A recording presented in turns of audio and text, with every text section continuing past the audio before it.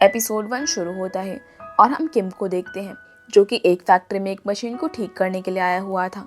तभी किम का पैर उस मशीन के अंदर फंस जाता है और उसने मशीन पर से अपना कंट्रोल भी खो दिया था। लेकिन इससे पहले मशीन उसे इंजर्ड कर दी। किम किसी तरह अपना पैर वहां से निकाल लेता है, लेकिन फिर भी उसका पैर इंजर्ड हो ही जाता है और वो किसी तरह अपने घर पहुंचता है। इसके बाद हम ग्यूरो को देखते हैं जो कि इस ड्रामा का मेन कैरेक्टर है। ग्यूरो को एक बीमारी है जिस कारण से वो बाकी लोगों से अलग है। वो काफी भोला भाला लड़का है और उसका दिमाग बाकी बच्चों से अलग है, लेकिन उसका आईक्यू लेवल काफी स्ट्रांग है।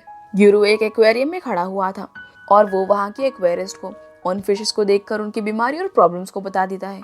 जिसके बाद हम ग्यूरो और उसकी दोस्त नामू को देखते हैं जो दोनों काफी अच्छे दोस्त थे और नामी ग्यूरो को काफी सपोर्ट करती है क्योंकि उसी की वजह से नामी एक्वेरियम में पॉपुलर हो गई थी। जिसके बाद ये दोनों अपने घर आ जाते हैं।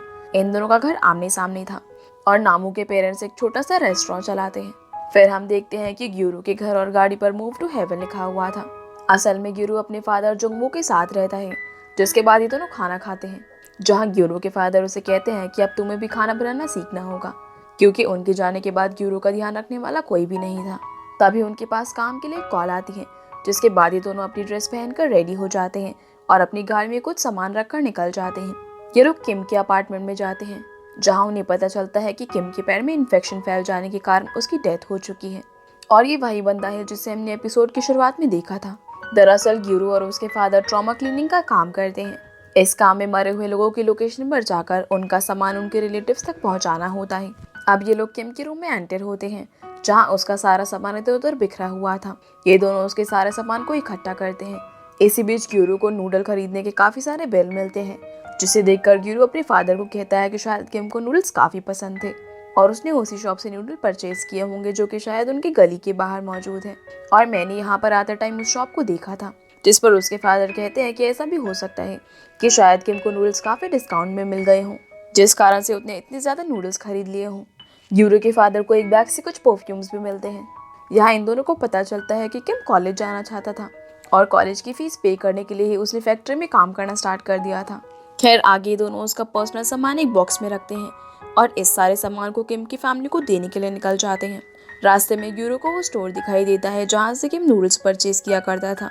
इस स्टोर में एक काफी सुंदर लड़की मौजूद थी। किम हर रोज इसी स्टोर पर आता था और स्टोर में एंटर होने से पहले वो खुद के ऊपर परफ्यूम स्प्रे करता था जिसके बाद वो नूडल खरीदता था। दरअसल किम उस स्टोर वाली लड़की को पसंद करता था और इसे इम्प्रेस करने के लिए किम डेली वहाँ से नूडल्स परचेज करता था। अब ग्यूरो के फादर समझ चुके थे कि किम के रूम में इतने सारे नूडल्स खरीदने के बिल्स कहाँ से आए थे। जिसके बाद ये दोनों किम के फ्यूनरल में जाते हैं जहाँ किम की फैमिली के पास फैक्ट्री का मैनेजर आया हुआ था। वो किम की मदर को बताते हैं कि किम की डेथ उसके वर्क प्लेस पर नहीं हुई बल्कि उसके रूम में हुई थी और इसमें हमारी कोई भी गलती नहीं है। फिर ये लोग किम की मदर को कुछ पैसे देते हैं। इधर ग्यूरो और उसका फादर भी वहाँ पर आते हैं और किम के पेरेंट्स को उसका सामान देते हैं। यहाँ पर हमें पता चलता है कि किम के पेरेंट्स बोल नहीं सकते और वो गूंगे हैं। किम की मदर उसका सामान देखकर रोने लगती है। तभी वो किम के फोन को चेक करती है जिससे उन्हें पता चलता है कि किम को फैक्ट्री के मैनेजर ने ये मशीन ठीक करने के लिए बुलवाया था और उन्होंने उसका इलाज भी नहीं करवाया और ना ही उसे काम से छुट्टी दी जिस कारण से उसकी डेथ हो गई। दूसरी तरफ वो मैनेजर अपने कुछ एम्प्लॉयज के साथ खाना खा रहा था जहाँ वो कहता है कि अच्छा हुआ किम के पेरेंट्स पहाड़ी लोग हैं जिन्हें कुछ खास जानकारी नहीं होती, वरना ये लोग तो हमारी पुलिस कंप्लेन ही कर देते। अब ये बात जुंगू सुन लेता है और वो ग्यूरो को बाहर जाने के लिए कहता है और खुद उस मैनेजर को पकड़कर किम की मदर के सामने ले जाता है। किम की मदर उन्हें इशारे से बताती है कि किम को ये नौकरी बहुत ही मुश्किल से मिली थी। हालांकि वो पढ़ना चाहता था लेकिन फाइनेंशियल प्रॉब्लम के चलते हम लोग कॉलेज की फीस अफोर्ड नहीं कर सकते थे जिस कारण से उसने फैक्ट्री में काम करना शुरू कर दिया ताकि कॉलेज जाकर वो अच्छे से पढ़ाई कर सके और बाद में उसे कोई अच्छी जॉब भी मिल जाए। लेकिन हमें नहीं पता था कि वो तो हम सबको छोड़कर ही चला जाएगा। फिर किम की मदर मैनेजर को वो पैसे वापस कर देती है। वहीं ग्यूरो की नज़र एक नर्स पर पड़ती है और ग्यूरो उसका पीछा करने लगता है। ये देखकर वो नर्स काफ़ी डर जाती है। वो ग्यूरो को पूछती है कि तुम मेरा पीछा क्यों कर रहे हो, तुम्हें क्या चाहिए। तब ग्यूरो उसकी चेस्ट की तरफ इशारा करता है। ये देखकर नर्स चिल्लाने लगती है और वो सिक्योरिटी गार्ड को बुला लेती है। जिसके बाद ग्यूरो के फादर वहाँ पर आते हैं और उन सबको सॉरी बोलते हैं। दरअसल ग्यूरो को उस नर्स का बैच चाहिए था जो कि उसके कपड़ों पर लगा हुआ था। अब ग्यूरो को वो बैच मिल गया था जिसे ले जाकर वो किम के बैग में लगा देता है। इसके बाद ग्यूरो के फादर उसको हॉस्पिटल में मौजूद एक एक्वेरियम के पास छोड़ देते हैं और खुद एक लॉयर से मिलने के लिए जाते हैं। लेकिन जब गुरु के फादर सड़क पार करते हुए वापस आ रहे होते हैं, तभी अचानक से उन्हें हार्ट अटैक आ जाता है। दूसरी तरफ गुरु अपने फादर का वेट कर रहा था। तभी एक गार्ड उसके पास आता है और उसे एक्वेरियम से बाहर कर देता है क्योंकि रात हो चुकी थी। जिसके बाद गुरु अपनी गाड़ी में बैठकर अपने फादर का वेट करता है। वहीं जुंगवू किसी तरह गुरु को कॉल लगाता है और उसे सॉरी बोलकर अनकॉन्शियस हो जाता है। अब ये देखकर गुरु काफी डर जाता है और उसकी समझ नहीं आता कि अब वो क्या करे। इधर जुंगवू को एम्बुलेंस में हॉस्पिटल के अंदर ले जाया जाता है। वहीं गुरु बिल्कुल अकेला था और वो अपनी कार की ड्राइविंग सीट पर बैठ जाता है। फिर वो किसी तरह कार को चलाने की कोशिश करता है क्योंकि उसको ड्राइविंग करने के बारे में कुछ खास पता नहीं होता। लेकिन फिर भी वो किसी तरह अपनी गाड़ी को पार्किंग से बाहर निकालकर हाईवे पर ले आता है और वो काफ़ी धीरे धीरे गाड़ी चला रहा था, जिस कारण से बाकी लोगों को काफ़ी परेशानी हो रही थी। तभी एक गाड़ी का कवर उसकी गाड़ी के मिरर पर चिपक जाता है, जिस कारण से गिरू अपनी गाड़ी बीच में ही रोक देता है और वो काफ़ी ज़्यादा पैनिक हो चुका था। तभी उसके पास नमो आती है और वो गिरू को हक करके रोने लगती है। गिरू उससे पूछता है कि क्या हुआ, लेकिन नमो उसे कुछ नहीं बताती। दरअसल गिरू के फादर की एम्बुलेंस में ही डेथ हो चुकी थी। अगले दिन जुंगवू का फ्यूनरल होता है, जहाँ पर जुंगवू के कुछ रिलेटिव्स भी आए हुए थे। तभी एक पर्सन गुरु को उसके फादर के एशेस का पिक्चर देता है, जिसे गिरू अपने साथ घर पर ले आता है। अब कुछ दिनों बाद गिरू के घर पर एक पर्सन आता है। जैसे ही वो डोर नॉक करता है तो नमो दरवाजा ओपन करती है और ये लड़का बिना खुद को इंट्रोड्यूस करे घर के अंदर घुस जाता है और कहता है कि आज से ये घर मेरा है। इस पर्सन का नाम सांगवू होता है। गिरू भी इसे देख रहा था लेकिन वो कुछ नहीं कहता। इसी के साथ पहला एपिसोड यहीं पर खत्म हो जाता है। दूसरा एपिसोड सांगवू के फ्लैशबैक को दिखाने से होती है, जहां हम देखते हैं कि वो अभी जेल से रिलीज हुआ था। जेल के बाहर उसे एक लॉयर मिलता है जो उसे बताता है कि गिरू के फादर की डेथ हो चुकी है। ये सुनकर सांगवू काफी खुश होता है। लॉयर उसे ये भी बताता है कि गिरू के फादर ने तुम्हें गिरू का लीगल गार्डियन चुना है, जिस पर सांगवू गिरू की एज पूछता है। तब लॉयर उसे गिरू की एज 20 साल बताता है। ये सुनकर सांगवू कहता है कि वो कोई बच्चा नहीं है, इसलिए उसे गार्डियन की कोई भी जरूरत नहीं है। जिस पर लॉयर कहता है कि गिरू बाकी लोगों से अलग है, इसलिए उसे प्रोटेक्शन की जरूरत है। लेकिन सांगवू गुस्से में वहां से चला जाता है। जिसके बाद सांगवू एक फाइट क्लब में जाता है, जहाँ की ओनर उससे पूछते हैं कि तुम दोबारा फाइट करना कब स्टार्ट करोगे। और यहाँ हमें पता चलता है कि सांगवू पास्ट में फाइटर रह चुका है, लेकिन सांगवू अब फाइट करने से मना कर देता है। तभी सांगवू उससे पूछता है कि किसी का गार्डियन बनना कैसा रहेगा। जिस पर वो लेडी कहती है कि तुम्हें भला कौन गार्डियन बनाना चाहेगा, क्योंकि तुम तो खुद की भी केयर नहीं कर सकते तो दूसरों की क्या ही केयर करोगे। तभी वो लेडी कहती है कि अगर उस वार्ड के पास एसेट्स हैं तो तुम उसके गार्डियन बन सकते हो, क्योंकि उनके पैसों से तुम भी ऐश कर सकते हो। ये सुनकर सांगवू दोबारा से लॉयर के पास जाता है और उसे कहता है कि मैं गार्डियन बनने के लिए तैयार हूँ।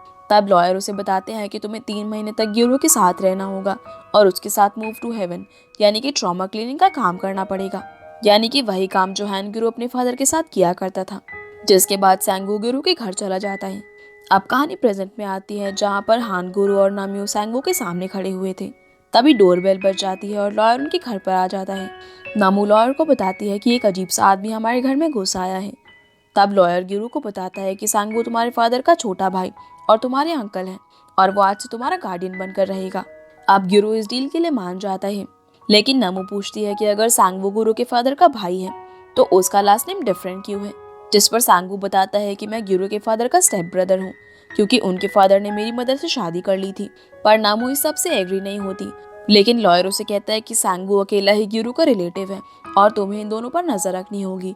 ये कहकर लॉयर वहां से चला जाता है। फिर सांगवू हान गिरू का काफी मजाक बनाता है। वो उसके नाम का भी मजाक बनाता है और उसे कहता है कि तुम एक रोबोट की तरह हो जो कि बिना इमोशंस के साथ बात करता है। अब जैसे ही सांगवू पानी पीने के लिए कप उठाता है, लेकिन गिरू उसके पास से उस कप को छीन लेता है, क्योंकि वो कप उसके फादर का था और वो नहीं चाहता था कि कोई भी उसके फादर की चीजों को इस्तेमाल करे। फिर सांगवू हान गिरू के फादर के रूम में सोने के लिए जाता है, लेकिन गिरू उसे दोबारा रोकता है और कहता है कि तुम मेरे फादर के रूम में नहीं सो सकते। सांगवू उसे साइड करने की कोशिश करता है तो गिरू अपना सर दीवार में हिट करने लगता है। उस समय वहां पर नमू आ जाती है और वो गिरू को ऐसा करने से रोकती है। नमू सांगवू को कहती है कि तुम्हें गिरू के अकॉर्डिंग इस घर में रहना होगा और उसके फादर की चीजों से दूरी बनानी होगी। इसीलिए सांगवू अपना अलग खाना बनाता है और घर के अंदर ही टेंट लगाकर सो जाता है। रात को जैसे ही सांगवू की आंख खुलती है, तब वो देखता है कि गिरू अपने फादर के रूम के बाहर ही सोया हुआ है और उसने डोर पर एक रस्सी बांध रखी है ताकि सांगवू उस रूम के अंदर एंटर ना कर सके। अगले दिन गिरू दोबारा से एक्वेरियम में जाता है, जहाँ वो फिशेस को देखकर अपने सर को मिरर से हिट कर रहा था। तभी नामू वहां पर आती है और गिरू को कंट्रोल करती है, फिर गिरू वहाँ के एक्वेरिस्ट को फिशेस के प्रॉब्लम के बारे में बताता है और नमू उसके सर पर दवाई लगाती है, जिसके बाद ये दोनों घर आ जाते हैं।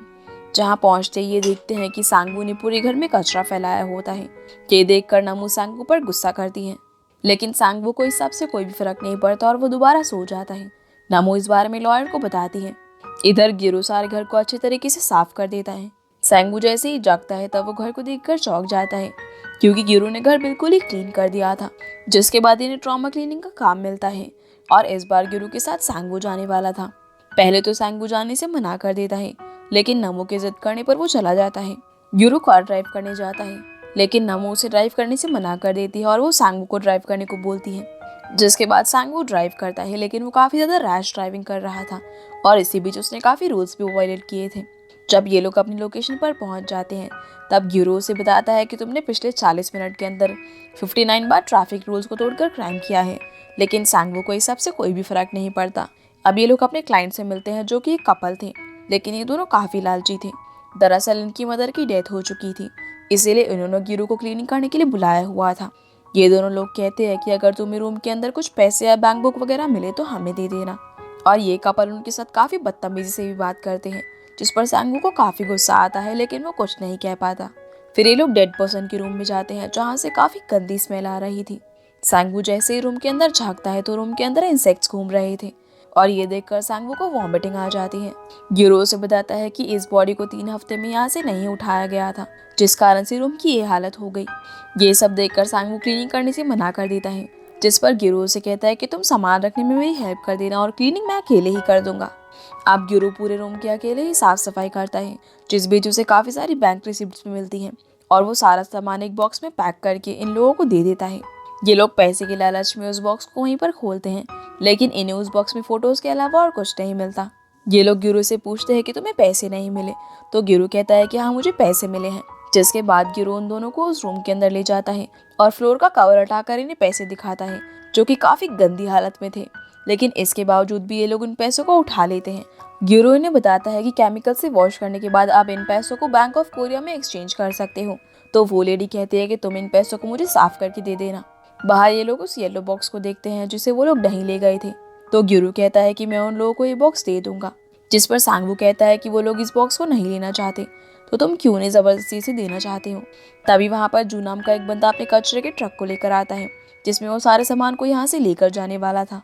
अब सांगू चुपके से उस येलो बॉक्स को भी उस ट्रक में रख देता है और जो इस सारे सामान को वहाँ से लेकर चला जाता है। फिर सांगू और गिरू अपने घर आ जाते हैं, जहाँ ये दोनों खाना खा रहे थे। तब सांगू कहता है कि मैं ऑलरेडी कई बार नहा चुका हूँ, लेकिन तब भी मुझे स्मेल आ रही है। जिस पर गिरू उसे कुछ केमिकल्स के नाम और उनके बारे में बताने लगता है, जिससे सांगू काफ़ी डिस्टर्ब फील होता है और वो घर के बाहर निकल कर बैठ जाता है। तभी नमियो उसके पास आती है और उससे पूछती है कि सब कुछ कैसा रहा। जिस पर सांगू कहता है कि अगर तुम्हें उसके काम को लेकर इतनी ज़्यादा चिंता है तो तुम खुद क्यों उसके साथ नहीं जाती। सांगू उसे ये भी कहता है कि तुम्हारे जैसी लड़की उस पागल लड़की की दोस्त कैसे हो सकती है और शायद तुम उसकी बेबी सिटर हो। लेकिन नमो को सांगू की बातों पर बुरा नहीं लगता, बल्कि वो उसे कहती है कि मेरी तुम्हारे ऊपर नज़र बनी रहेगी, इसीलिए तुम उसे परेशान मत करना। खैर आगे हम गिरू को देखते हैं, जो कि उन नोटों को साफ कर रहा था। वो इन सारे पैसों को क्लीन कर देता है। तभी उसे एक नोट पर कुछ लिखा हुआ दिखाई देता है। इसी बीच उसे अपने फादर की बात याद आती है, जिन्होंने गिरू को कहा था कि मरने वाले अपने मरने का रीज़न ज़रूर छोड़कर जाता है। अगली सुबह गिरू बैंक में जाता है और वो उन सारे रिसिप्ट्स को वहाँ की एक एम्प्लॉय को दिखाता है। वो उससे पूछता है कि क्या आप इन रिसिप्ट्स के ओनर को जानती हो, लेकिन बैंक की एम्प्लॉय गिरू को देखकर शॉक थी और अब बैंक वाले हानगुरु को बताते हैं कि वो लेडी हर रोज 5000 वॉन का एक नोट निकाल कर ले जाया करती थी और वो काफ़ी दिन से ऐसा ही कर रही थी, लेकिन वो आजकल यहाँ पर नहीं आती और शायद वो लेडी बीमार हो चुकी है। सिक्योरिटी गार्ड हानगुरु को ये भी बताता है कि वो लेडी हर रोज़ बैंक से एक फ़ोन कॉल किया करती थी। तभी हानगुरु को नंबर याद आता है जो कि उस लेडी के रूम में मिला था। फिर वो बैंक के फ़ोन से उसी नंबर पर कॉल लगाता है। तभी दूसरी साइड से कोई फ़ोन पर चिल्लाता है, जिस कारण से हानगुरु फ़ोन रख देता है। जिसके बाद हानगुरु अपने फ़ोन का मैप ओपन करके मैप फॉलो करने लगता है। दूसरी तरफ सांगवू हानगुरु को ढूंढ रहा था, लेकिन उसे वो कहीं पर भी दिखाई नहीं देता। अब रात हो जाती है और नामू सांगवू पर चिल्ला रही थी, क्योंकि हानगुरु अभी तक घर पर नहीं आया था। सांगवू कहता है कि मैंने गिरू का काफ़ी देर तक इंतज़ार किया और उसका फ़ोन भी ट्राई किया, लेकिन उसका फ़ोन स्विच ऑफ आ रहा था। तभी हानगुरु वापस आ जाता है। वो नामू को बताता है कि मैं कहीं गया था और कल फिर से जाऊंगा क्योंकि मुझे उस लेडी की फैमिली को कुछ देना है। सैंगवू उसे कहता है कि तुम जो कुछ भी उन्हें देना चाहते हो उसे मैं दे दूंगा, लेकिन हान गिरो उसकी बात नहीं मानता और अपने रूम में चला जाता है। अगले दिन नमू अपनी मॉम को बोलती है कि मुझे मूव टू हेवन का काम करना है, लेकिन उसकी मॉम इस बात से एग्री नहीं होती, बल्कि वो नमू को डांटने लगती है। तभी नमू के फादर वहाँ पर आते हैं और वो अपनी वाइफ को शांत करते हैं, लेकिन नमू ने उस काम को करने की जिद पकड़ रखी थी, इसीलिए उसके फादर उसे परमिशन दे देते हैं और कहते हैं कि तुम्हें यह सीक्रेट अपनी मॉम से छुपा कर रखना पड़ेगा। वहीं गिरो उस येलो बॉक्स को ढूंढ रहा था जिसे सांगवू ने ट्रक में रख दिया था। अब बॉक्स न मिलने के कारण गिरो अपना सर हिट करने लगता है। ये देखकर सांगवू उसका गला पकड़कर उसे रोकने की कोशिश करता है। तभी नमू वहां पर आ जाती है और उसे लगता है कि शायद सांगवू गुरु को मार रहा है, इसीलिए नमू सांगवू के हाथ पर काट लेती है और उस पर बहुत चिल्लाती है। अब सांगवू यहाँ पर बता देता है कि मैंने उस बॉक्स को कूड़े के ट्रक में रख दिया था क्योंकि वो बॉक्स उस फैमिली को नहीं चाहिए था। जिसके बाद ये तीनों उस बॉक्स को ढूंढने के लिए जाते हैं। इनके सामने गार्बेज का पूरा ढेर था जिसे देखकर इनके होश उड़ जाते हैं, क्योंकि इस गार्बेज में वो येलो बॉक्स ढूंढना किसी चुनौती से कम नहीं था। खैर काफी कोशिश करने के बाद सांगवू उस बॉक्स को ढूंढ लेता है। जिसके बाद ये लोग उसी लालची आदमी के पास जाते हैं जिस बंदे का नाम चियोल था, और हान गिरो उसे एक रैपर देता है जिसके अंदर बैंक की रिसीप्ट थी। गिरो उसे बताता है कि तुम्हारी मॉम हर रोज बैंक में जाया करती थी और डेली वो 5000 वॉन डेबिट किया करती थी। गिरो उसे वो नंबर देता है जिस नंबर पर उस पर्सन की मदर कॉल किया करती थी, और यहाँ हमें पता चलता है कि ये नंबर चियोल का ही था। दरअसल चियोल की मदर चियोल से बात करने के लिए बैंक में पैसे निकालने के बहाने जाया करती थी ताकि बैंक के फोन से वो बात कर सके, लेकिन चियोल उनसे अच्छे से बात करने की बजाय उस पर चिल्लाता था और उसकी मदर चुपचाप फोन रख दिया करती थी। ये सब पता लगने के बाद भी चियोल बिल्कुल भी रिग्रेट फील नहीं करता, बल्कि वो गिरो से पैसे मांगता है, लेकिन गिरो उसे पैसे देने से इनकार कर देता है। ये देखकर चियोल को काफी गुस्सा आता है और वो हान गिरो पर हाथ उठाने लगता है, लेकिन सांगवू उसे रोक देता है। सांगवू गिरो को उसे पैसे देने के लिए कहता है, लेकिन फिर भी गिरो पैसे नहीं देता और वहां से भाग जाता है। नमू भी गिरो के साथ ही थी।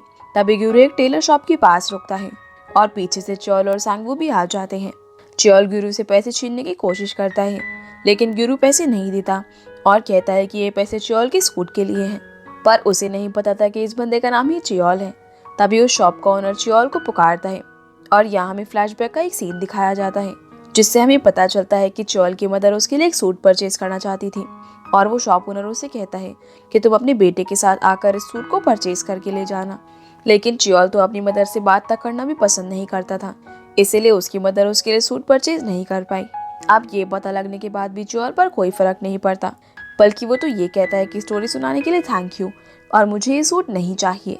गिरो से वो येलो बॉक्स देता है, लेकिन चियोल उस बॉक्स को फेंक देता है और कहता है कि मुझे तो सिर्फ पैसे चाहिए। तभी उसकी नज़र एक कपड़े की बॉक्स पर पड़ती है जिस पर लिखा हुआ था कि 28 दिसंबर 1988 को मेरे बेटे की फर्स्ट सैलरी मिली थी। अब कहानी फ्लैशबैक में जाती है और हमें पता चलता है कि चियोल ने अपनी फर्स्ट सैलरी से अपनी मदर को एक कपड़ा गिफ्ट किया था, जिसे देखकर उसकी मॉम काफ़ी खुश हुई थी और उसने प्रॉमिस किया था कि वो चियोल के लिए एक सूट परचेज करेंगी। प्रेजेंट में चियोल देखता है कि उसकी मदर ने उस कपड़े को आज तक नहीं खोला, बल्कि उसे संभाल कर रखा हुआ था, और अब चियोल को रिग्रेट फील होने लगता है, इसीलिए वो इमोशनल होकर रोने लगता है। जिसके बाद वे तीनों घर आ जाते हैं। नमू गिरो से पूछती है कि तुम्हें उस टेलर की शॉप के बारे में कैसे पता चला। दरअसल जब गिरो उन पैसों को साफ कर रहा था तब उसे एक नोट पर उस शॉप का नंबर दिखाई दिया था, और उस दिन बैंक से निकलने के बाद गिरो मैप के सहारे उस टेलर शॉप को चेक करने के लिए ही गया था। फिर हम देखते हैं कि रात में सांगवू वॉक करने के लिए घर से बाहर निकल जाता है। तभी वो देखता है कि एक लड़का एक लड़की को मार रहा था, लेकिन सांगवू चुपचाप वहां से निकल जाता है। उसी समय बॉक्सिंग क्लब की ओनर सांगवू के पास आती है और उसे अपनी गाड़ी में साथ ले जाती है। ये सब नमो भी देख लेती है और उसे लगता है कि शायद ये सांगवू की गर्लफ्रेंड थी। वही सांगवू को याद आता है कि एक बार बॉक्सिंग के दौरान उसने एक बंदे को इंजर्ड कर दिया था, जिस कारण से उसे जेल हो गई थी। फिर हम सांगवू को बॉक्सिंग रिंग के अंदर देखते हैं जहां उसे एक दूसरा बॉक्सर काफी इंजर्ड करता है। दूसरी तरफ नमो और गिरो सांगवू को घर के अंदर ढूंढ रहे थे। गिरो कहता है कि सांगवू रात से गायब है। तब नमो उसे बताती है कि उसकी भी एक पर्सनल लाइफ है और वो अपनी गर्लफ्रेंड के साथ टाइम स्पेंड करने गया है, लेकिन गिरो तो सिर्फ एक बच्चा था, इसलिए सब उसे समझ नहीं आता। तभी सांगवू वहां पर आ जाता है जो कि काफी इंजर्ड था। अब नमू सांगवू के लिए खाना बनाती है और गिरो उसकी चोट पर दवाई लगाता है। इसी बीच सांगवू के पास काम के लिए कॉल आता है।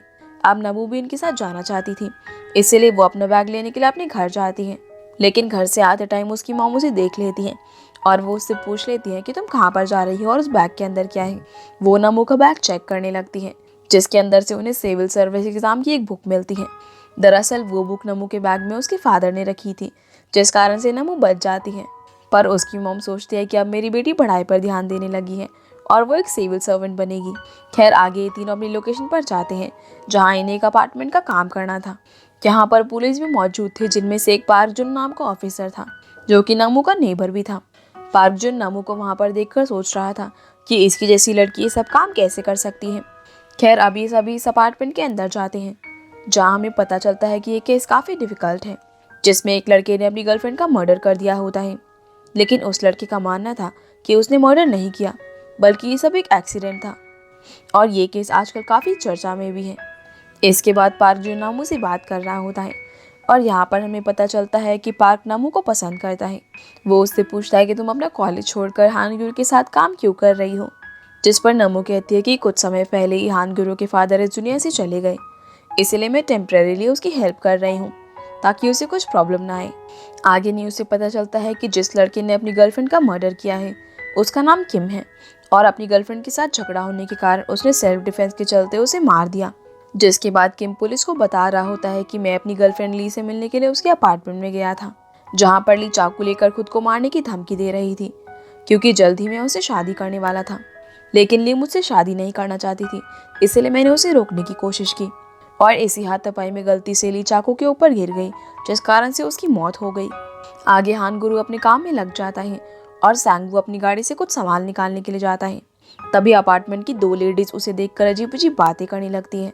वो कहती है इन लोगों को जल्दी से अपार्टमेंट की सफाई करनी चाहिए, क्योंकि इससे बाकी लोगों को भी परेशानी हो रही है। और उस लड़की के मरने के बाद इस अपार्टमेंट की वैल्यू पर काफ़ी असर पड़ा था।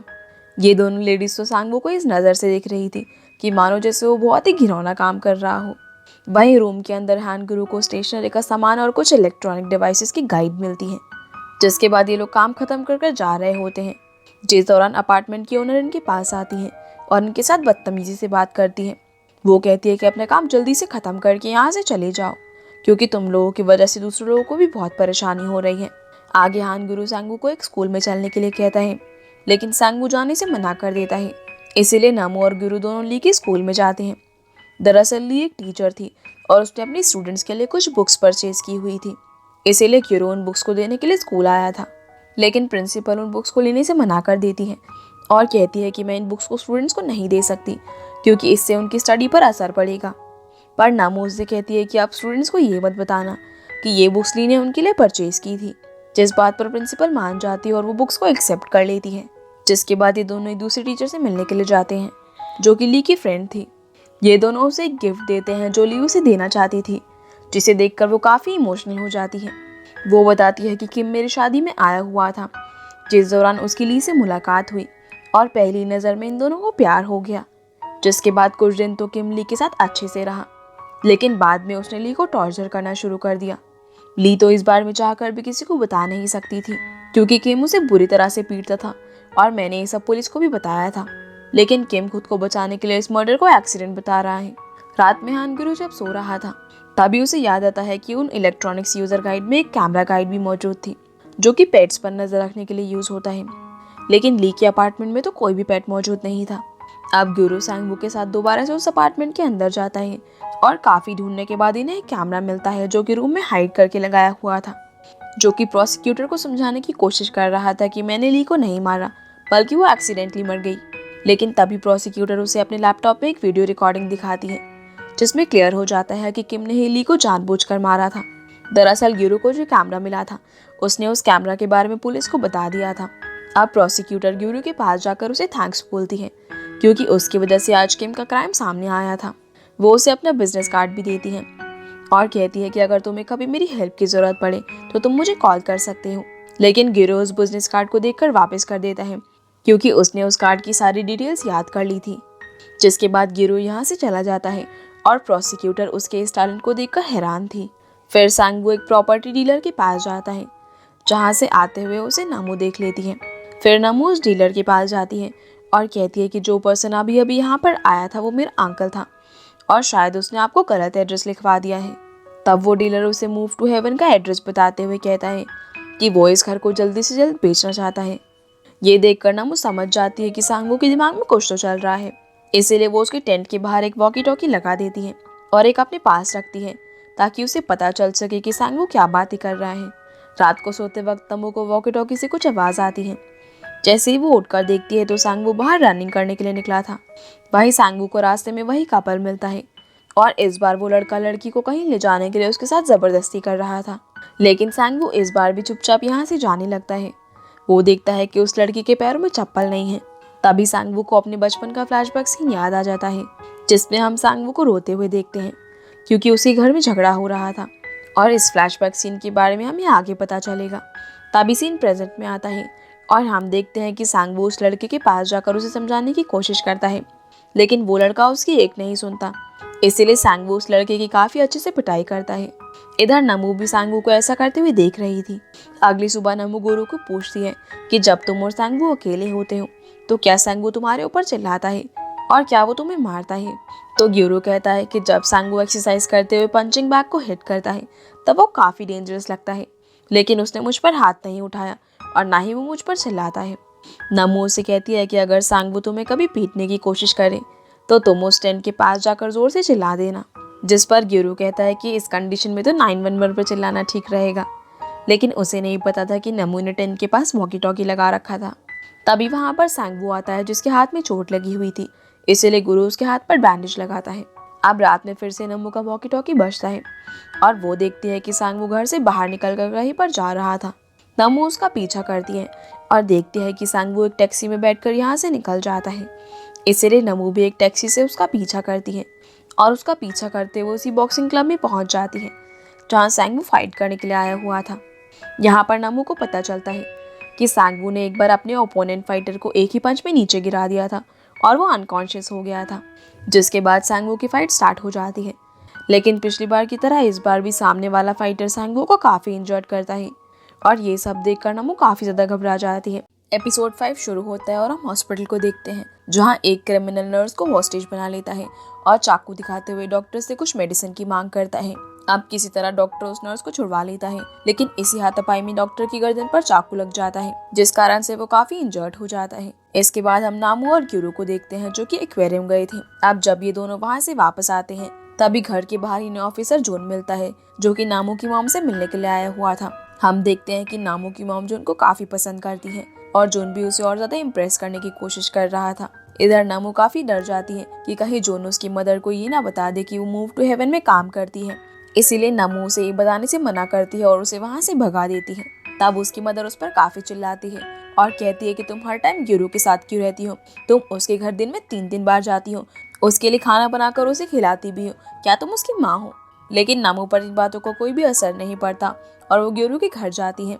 इधर ग्यूरो उसकी मदर के पास जाकर बोलता है कि जब मेरे फादर खाना बनाते थे तब नमू भी खाना खाती थी और अब खाना मैं बनाता हूँ और नमू अभी भी सिर्फ खाती है और वो घर के अंदर सिर्फ मेरे पास बैठी रहती है, इसलिए आप उसे डांटा मत करो। खैर आगे इनके पास काम के लिए कॉल आती है। इसी बीच हम देखते हैं कि जब से नामू ने सांगवू को फाइट करते हुए देखा था तब से वो काफी डरी हुई थी।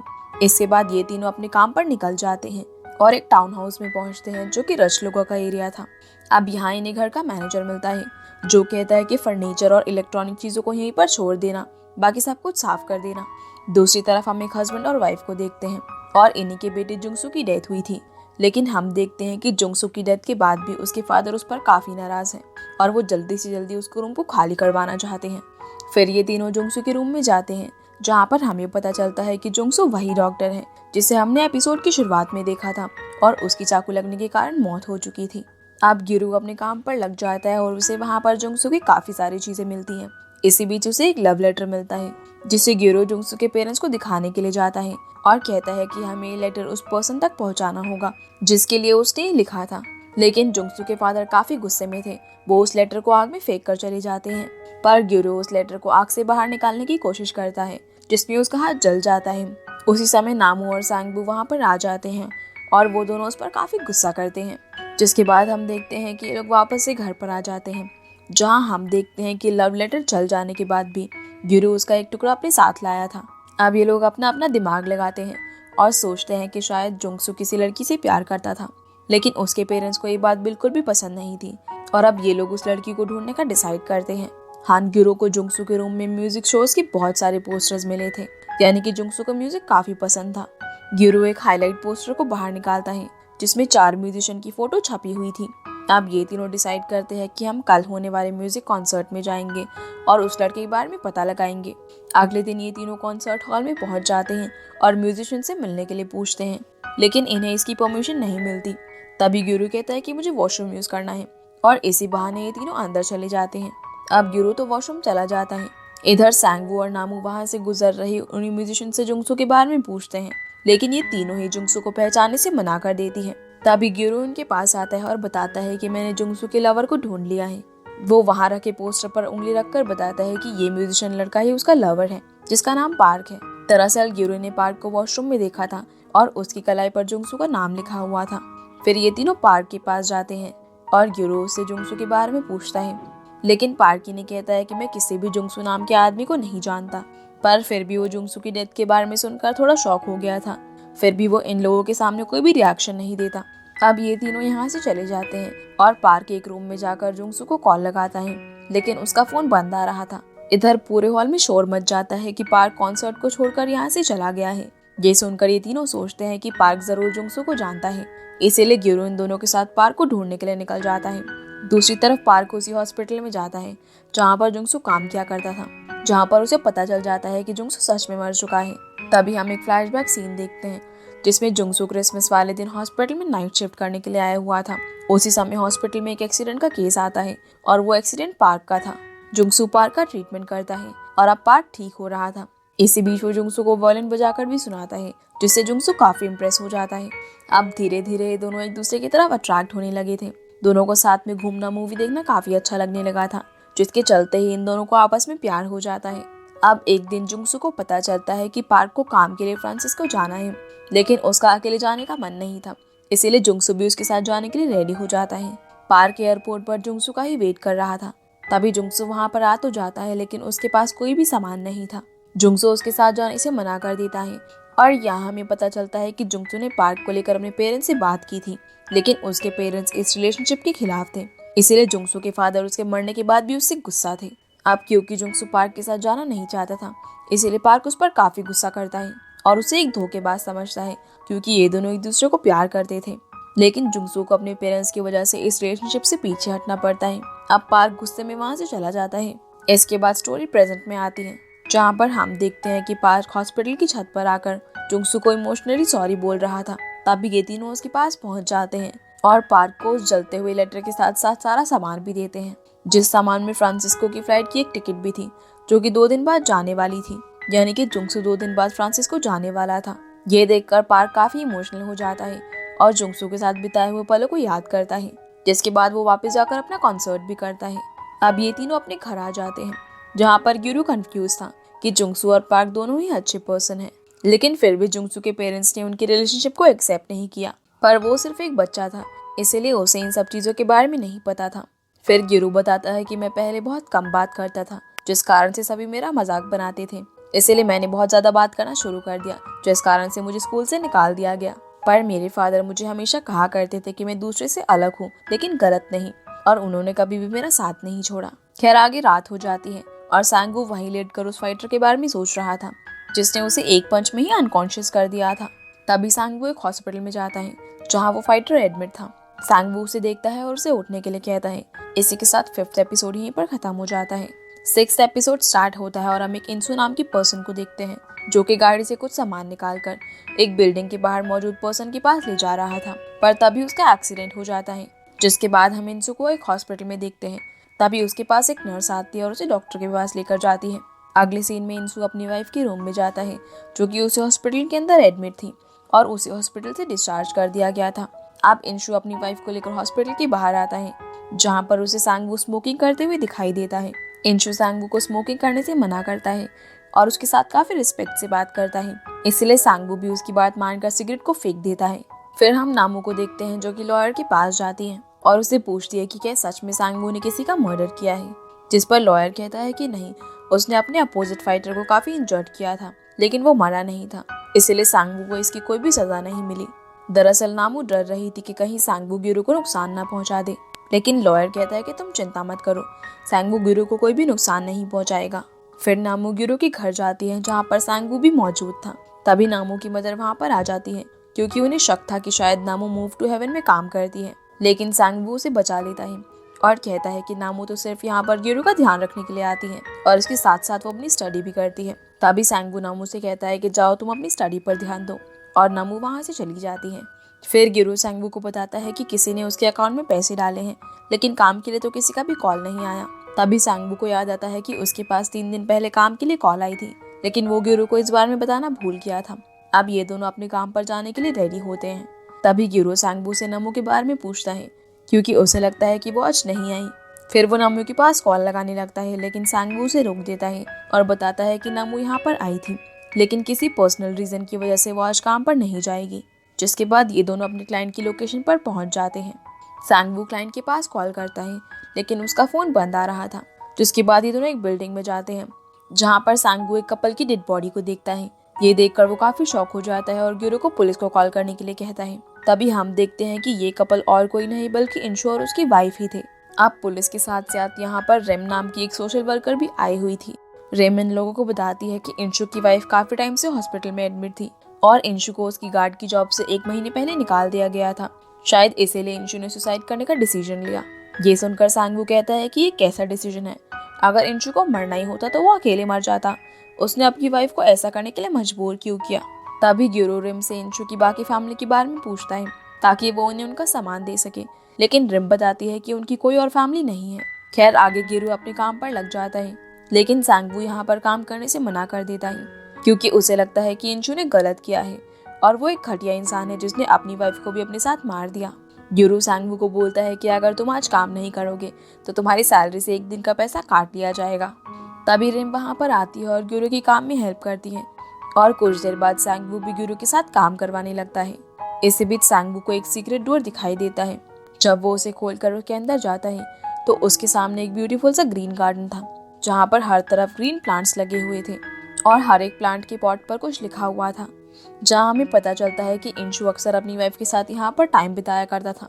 सांगवू गिरो को बोलता है कि ये सब साफ करने में तो हमें काफी टाइम लग जाएगा और क्यों ना हम इन सारे प्लांट्स को मार्केट में बेच दें, लेकिन गिरो ऐसा नहीं करना चाहता। वो सांगवू को उसके सामने ठीक एक बिल्डिंग दिखाता है जिसमें इंशु गार्ड की नौकरी किया करता था। अब गिरो उन सारे फ्लावर पॉट्स को लेकर उस बिल्डिंग में जाता है और वहाँ मौजूद हर अपार्टमेंट वाले लोगों को एक पॉट देने लगता है, पर कुछ लोग उन फ्लावर पॉट को लेने से मना कर देते हैं। तभी गिरो एक मिंजी नाम की लड़की के अपार्टमेंट में जाता है और उसे इंशु के बारे में बताता है। अब इंशु के मरने की खबर सुनकर ये लड़की रोने लगती है, जिसके बाद हमें एक फ्लैशबैक सीन दिखाया जाता है जहाँ इस बिल्डिंग में इंशु अपनी ड्यूटी कर रहा था, लेकिन वो गर्मी से काफी ज्यादा परेशान था।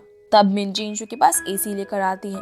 ये देखकर इंशु काफी हैरान था और वो उससे पूछता है कि तुम्हारे पास इतने पैसे कहाँ से आए, जिस पर मिंजी कहती है कि मैंने अपनी और अपने कुछ दोस्तों से ये पैसे इकट्ठा किए और बाकी जितने पैसे कम पड़ रहे थे वो मेरे पेरेंट्स ने मुझे दे दिए ताकि मैं आपके लिए एसी परचेज कर सकूं और आप इस गर्मी से बचकर आराम से अपनी ड्यूटी कर सके। आप पहले तो इंशु एसी लेने से मना कर देता है, लेकिन फिर वो मान जाता है। तभी वहाँ पर एक पर्सन आता है जो कि इस अपार्टमेंट में रहता है और ये वही आदमी था जिसे हमने एपिसोड की शुरुआत में देखा था। ये पर्सन इंशु को बुरा भला कहने लगता है। वो कहता है कि अगर तुम एसी लगाओगे तो इसका इलेक्ट्रिसिटी बिल कौन पे करेगा, और तुम चाहते हो कि इसका बिल भी हम ही पे करें और तुम आराम से इसके मजे लो। तुम एक गार्ड हो, इसीलिए तुम्हें सिर्फ एक गार्ड की तरह रहना चाहिए। इतना ही नहीं, वो उसे ये भी कहता है कि तुम लालची हो और उस लड़की के दिए हुए एसी को तुम झट से लेने के लिए तैयार हो गए और तुम्हें उस एसी को वापस कर देना चाहिए। लेकिन इतना कुछ सुनने के बाद भी इंशु बिल्कुल शांत था। वो मिंजू को उस एसी को लेने से मना कर देता है और यहाँ पर हम देखते हैं कि इंशु सच में एक बहुत ही अच्छा और शांत इंसान था। अब स्टोरी प्रेजेंट में आती है जहाँ पर रिम और सांगवू हॉस्पिटल में आए हुए थे, जहाँ रिम सांगवू को बोलती है कि अभी तुम्हें इंशु की असलियत का पता नहीं, इसलिए तुम्हें पहले उसकी असलियत को जान लेना चाहिए। खैर रिम यहाँ से हॉस्पिटल के अंदर चली जाती है, जिसके बाद सांगवू इसी हॉस्पिटल में मौजूद उस फाइटर के पास जाता है।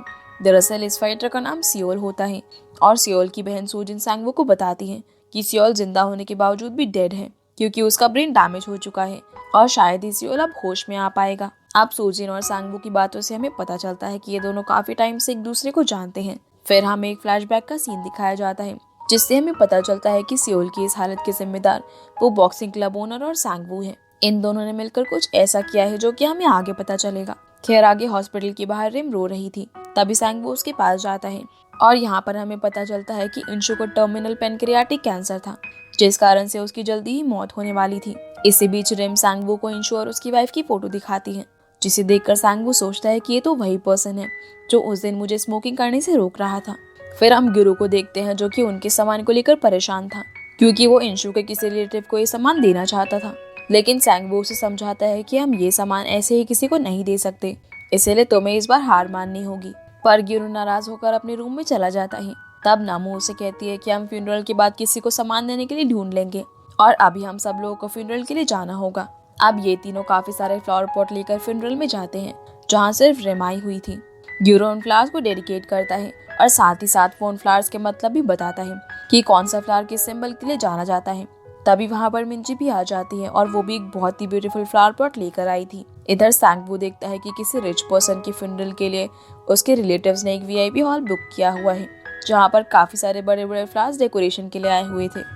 अब सांगवू सोचता है कि क्यों ना मैं एक फ्लावर को उठाकर अपने फ्यूनरल हॉल में रख दूं, लेकिन ऐसा करते हुए गिरू उसे देख लेता है और इससे पहले कि वो चोर चोर चिल्लाता, सांगवू उसे पकड़कर साइड में ले जाता है। तब गिरू उसे कहता है कि तुम चोरी कर रहे थे और ऐसा करना पाप है। पर सांगवू कहता है कि मैं चोरी नहीं कर रहा था, बल्कि मैं एक फ्लावर सिर्फ उधार ले रहा था और मैं अगली सुबह उसे वापस कर दूंगा। सांगवू उसे कहता है कि फ्लावर्स एक कार्ड की तरह होते हैं, जिससे मरने वाली पर्सन की आत्मा हेवन में चली जाती है। अब कार्ड का जिक्र सुनते ही गिरू इंशु के बिजनेस कार्ड को लेकर वीआईपी हॉल में जाता है और वहाँ मौजूद सभी लोगों को एक एक कार्ड देते हुए कहता है कि इंशु इसी वक्त हॉल में मौजूद है, क्योंकि उसे लगता है कि कोई तो इंशु को जानता होगा। तभी उस फ्यूनरल का मेन पर्सन गिरू के पास आता है और वो इंशु के बारे में जानता था, इसीलिए वो गिरू के साथ उनके हॉल में आता है, जहाँ पर उसके साथ बाकी कई सारे रिलेटिव्स भी आते हैं, जो कि सभी इंशु को उसकी आखिरी विदाई देते हैं।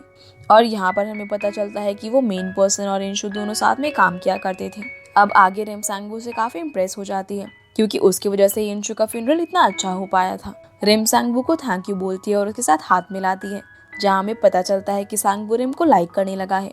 खैर अब ये तीनों अपने घर पर आ जाते हैं। वहीं दूसरी तरफ हॉल में रिम उस बड़े वाले फ्लावर को देखती है, जो कि गिरू ने वहाँ पर रख दिया था।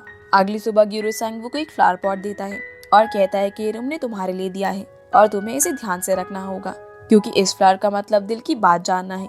रात में हम देखते हैं कि सांगवू चोरी छुपे एक फ्लावर में पानी दे रहा था। तभी उसके पास सूजन की कॉल आती है, जो रोते हुए बताती है कि सियोल काफी क्रिटिकल कंडीशन में है, और ये सुनते ही सांगवू तुरंत हॉस्पिटल की ओर निकल जाता है। इसी के साथ ये एपिसोड यहीं पर खत्म हो जाता है।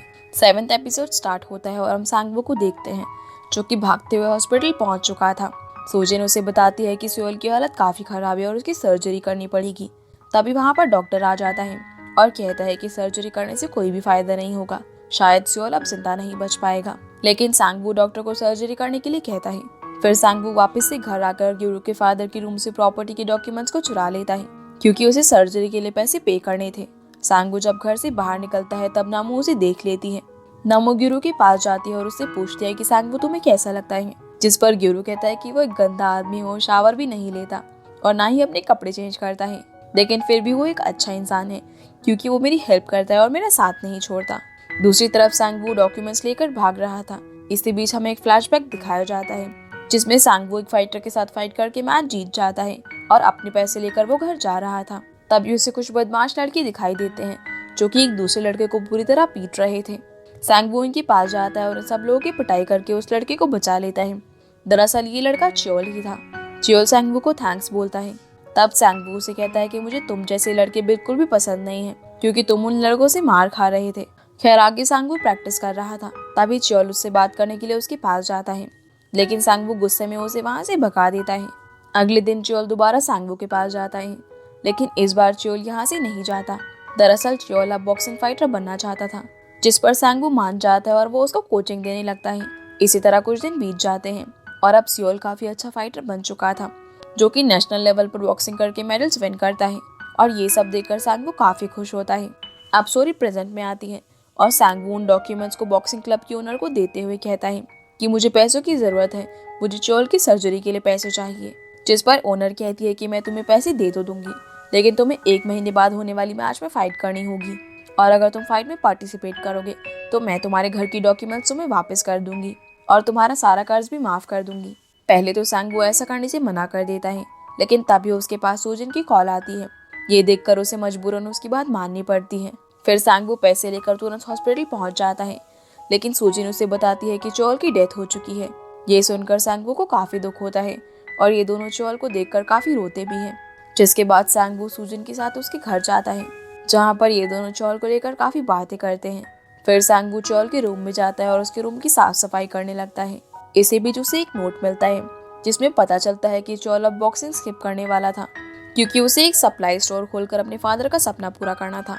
इसी बीच हमें एक फ्लैशबैक सीन दिखाया जाता है जिसमें सांगवू फाइट करने के लिए क्लब में आया हुआ था और इस बार उसका अपोजिट फाइटर कोई और नहीं बल्कि उसका खुद का स्टूडेंट चोल ही था। ये देखकर ये दोनों काफी शॉक हो जाते हैं और सांगवू समझ जाता है कि ये सब क्लब के ओनर ने एक चाल चली ताकि वो ज्यादा पैसे कलेक्ट कर सके। सांगवू चोल पर काफी गुस्सा करता है और उसे कहता है कि तुम मुझे पंच मारो और मैं नीचे गिर जाऊंगा और ये मैच यहीं पर खत्म हो जाएगा। लेकिन चोल उसकी बात नहीं मानता और ये दोनों फाइट करने लगते हैं और देखते ही देखते इनकी फाइट काफी डेंजरस हो जाती है, जहाँ सांगवू चोल को काफी पीट रहा था।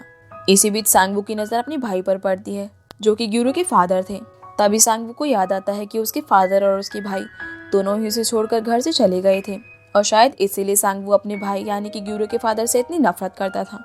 ये सब सोचकर सांगवू को काफी गुस्सा आता है और वो गुस्से में चोल को काफी जोर से पंच मार देता है, जिस कारण से चोल वहीं पर अनकॉन्शियस हो जाता है। इसके बाद चोल को हॉस्पिटल ले जाया जाता है और इसी वजह से सांगवू को जेल हो गई थी। अब कहानी प्रेजेंट में आती है, जहाँ पर सांगवू चोल के रूम को साफ कर रहा था। यहाँ पर उसे एक इनविटेशन कार्ड मिलता है जिससे हमें पता चलता है कि बॉक्सिंग क्लब ओनर ने जानबूझकर चोल को फाइट के लिए बुलाया था। ये देखकर सांगवू को काफी गुस्सा आता है कि चोल का सामान उसकी बहन को देकर घर से बाहर निकलता है। तभी उसके पास क्लब के ओनर का कॉल आता है जो कि उसे फाइट के लिए रिंग में बुलाती है, लेकिन सांगवू उसे फाइट करने से मना कर देता है और कहता है कि मैं तुम्हारे पैसे वापस कर दूंगा। जिसके बाद सांगवू गुस्से में वहां से चला जाता है।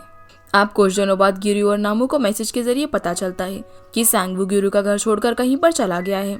इसीलिए गुरु पुलिस को कॉल लगाने लगता है, लेकिन नामू उसे रोक देती है और कहती है कि वो कहीं भी जाए उसे उससे क्या लेना देना। जिस पर गिरु कहता है कि अगर हमारी फैमिली का कोई भी पर्सन गुम हो जाए तो हम पुलिस को ही कंप्लेन करते हैं। दूसरी तरफ हम सांगवू को देखते हैं जो कि कंस्ट्रक्शन साइट पर लेबर वर्क कर रहा था और जब वो अपने रूम पर आता है तब उसे अपनी चोट देखकर गिरु की याद आती है।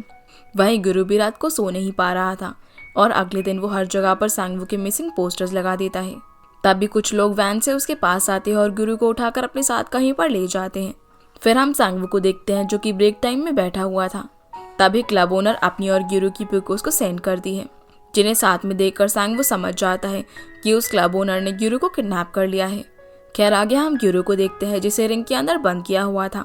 तभी सांगवू यहाँ पर आकर मारपीट शुरू कर देता है, लेकिन गिरु उसे रोक देता है और कहता है कि ये लेडी तुम्हारी फ्रेंड है।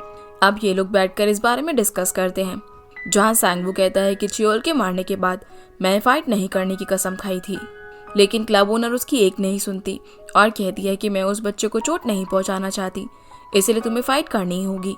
अब किसी तरह से सांगवू दोबारा फाइट के लिए राजी हो जाता है और वो गिरु को लेकर वापस घर आ जाता है। फिर नामू वहाँ सांगवू पर बहुत चिल्लाती है कि तुम कैसे गार्डियन हो जो उसे इस तरह छोड़कर चले गए थे। वो सांगवू के मिसिंग पोस्टर्स भी दिखाती है, जिसे देखकर सांगवू कहता है कि क्या तुम लोगों को मेरी कोई और फोटो नहीं मिली इन मिसिंग पोस्टर्स में लगाने के लिए। खैर आगे सांगवू गिरु को कहता है कि मैं तुम्हारी फैमिली का मेंबर नहीं हूँ और ना ही ये मेरा घर है, इसलिए अगर मैं दोबारा से कहीं गायब हो जाऊँ तो तुम मुझे मत ढूंढना, और अगर वो लोग तुम्हें दोबारा से उठा कर ले जाए तो तुम नमो या फिर अपने दोस्तों को कॉल करना, मैं तुम्हें बचाने के लिए नहीं आऊँगा। ये सुनकर गिरु गुस्से में वहाँ से चला जाता है। अगले दिन गिरु कहीं पर जा रहा था।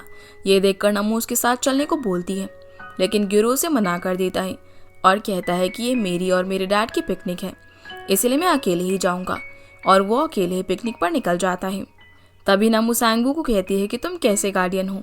फिर वो जबरदस्ती उसे कपड़े देती है और गिरु के साथ जाने के लिए कहती है, जिसके बाद सांगवू गिरु की नजरों से बचते हुए बस में आ जाता है। आगे हम देखते हैं कि वो एक फन पार्क में आया हुआ था, जहाँ मौजूद वो सभी झूलों के पास जाता है और उन्हें देखकर वो एक गेम बुक में झूलों के बारे में कुछ मार्क कर रहा था। जिसके बाद गिरु वॉशरूम जाता है, जहाँ वो देखता है कि कुछ स्टूडेंट्स वॉशरूम में स्मोकिंग कर रहे हैं, इसीलिए वो उन्हें स्मोकिंग करने से मना करता है और स्मोकिंग से होने वाली प्रॉब्लम्स के बारे में बताता है, लेकिन वो लोग उल्टा गिरु को ही पकड़ लेते हैं। तभी बाहर मौजूद सांगवू अपने फ़ोन में पुलिस के सायरन को प्ले करने लगता है, जिसकी आवाज़ सुनकर ये सभी वहाँ से भाग जाते हैं। फिर सांगवू इन लड़कों के पास जाता है और इनसे सारी सिगरेट्स छीन कर इन्हें अच्छा सबक सिखाता है। फिर सांगवू गिरु के पास जाता है, जहाँ गिरो उससे पूछता है कि तुम यहाँ पर क्या कर रहे हो और क्या तुम मुझे फॉलो कर रहे हो, जिस पर सांगवू कहता है कि नहीं, मैं तो अक्सर यहाँ पर फन करने के लिए आता हूँ। अब सांगवू गिरो को स्विंग प्लेन में बिठाने के लिए कहता है, लेकिन गिरो डर के मारे मना कर देता है। पर फिर भी सांगवू जबरदस्ती गिरो को स्विंग प्लेन में बैठा लेता है। अब पहले तो गिरो काफी डर रहा था, लेकिन बाद में वो एंजॉय करने लगता है, जिसके बाद ये दोनों हर स्विंग में राइड करते हैं। अब सांगवू गिरो को घर चलने के लिए कहता है। तब गिरो उसे कहता है कि मैं अकेले ही घर चला जाऊंगा, इसीलिए आप मेरा पीछा मत करना। ये कहकर गिरो यहाँ से जाने लगता है और सांगवू दोबारा उसे फॉलो करता है। कुछ दूर चलने के बाद गिरो एक चिकन रेस्टोरेंट में जाता है और ये देखकर सांगवू सोचता है कि भूख तो मुझे भी लगी है। जिसके बाद गिरो एक पिज्जा हट में जाता है और वहाँ से भी निकलकर वो एक दूसरे रेस्टोरेंट में चला जाता है। ये देखकर सांगवू काफ़ी कंफ्यूज था। उसकी समझ में नहीं आ रहा था कि आखिर वो अकेले इतनी सारी चीज़ें कैसे खा सकता है। अब कुछ देर बाद गिरो बाहर निकलता है और टैक्सी पकड़कर वहाँ से निकल जाता है। सांगवू भी उसे टैक्सी से फॉलो करता है और अब गिरो एक ट्रेन स्टेशन पर आया हुआ था। गिरो स्टेशन के अंदर चला जाता है और सांगवू बाहर से ही उसे देख रहा था। तभी सांगवू को अपने बचपन याद आता है और स्टोरी फ्लैशबैक में जाती है, जिसमें हमें पता चलता है कि सांगवू का भाई सांगवू से इसी जगह पर मिलने के लिए आता था और सांगवू का बर्थडे सेलिब्रेट करता था। दरअसल सांगवू के फादर ने उसकी वाइफ की डेथ के बाद सांगवू के भाई को घर से निकाल दिया था। हालांकि सांगवू भी उसके साथ जाना चाहता था, लेकिन उसका भाई उसे कहता है कि मैं जल्दी तुम्हें लेने के लिए वापस आ जाऊंगा। अब 1 साल बाद सांगवू भाई मिलने आता है और बताता है कि हमारे फादर की डेथ हो चुकी है और शायद मुझे अब ऑर्फनेज में भेज दिया जाएगा। ये सुनकर उसका भाई उसे कहता है कि तुम 29 डेट को आधी रात में चुपके से ट्रेन स्टेशन पर आ जाना और हम दोनों यहाँ से दूर चले जाएंगे। इसीलिए सांगवू 29 तारीख को ट्रेन स्टेशन पर पहुंच जाता है, लेकिन उसका भाई उसे लेने के लिए नहीं आता और सांगवू पूरी रात स्टेशन पर बिताता है।